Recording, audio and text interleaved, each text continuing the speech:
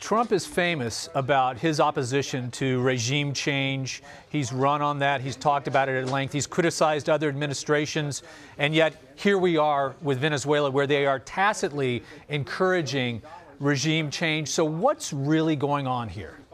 Well, the administration would say on its behalf two things. One, it's not just the administration by itself saying, you know what, we think there ought to be regime change in Venezuela. There's a process that's gone on there. The National Assembly is a representative political institution in Venezuela. Many regard it, that is to say many on the outside regard it as the last remaining democratic institution in the country, has chosen Juan Guaido.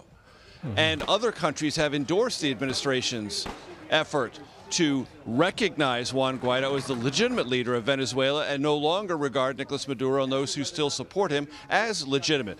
The Organization of American States, many other countries, significant European allies have said there's about an 8-day timeline for the Maduro regime to call for new elections to begin a transfer of power that is peaceful there. So it is within this conversation worth noting that it's not just one U.S. administration saying something needs to change in Venezuela. Point two, and along the lines of the question you just asked, Don, I put it to the National Security Advisor. What is the U.S. security interest here?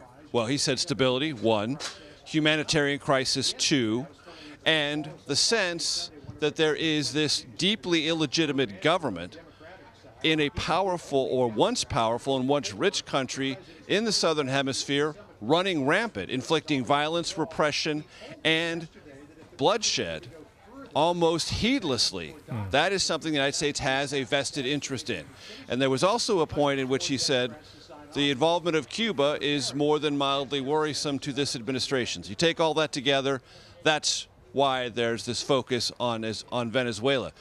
I would only say as a sidelight, there might be those in the human rights community and the national security community who say, what about North Korea? Almost all those exact same things are true, plus it has nuclear weapons, and you're going to have another summit with the leader of that country. But that's a sidelight.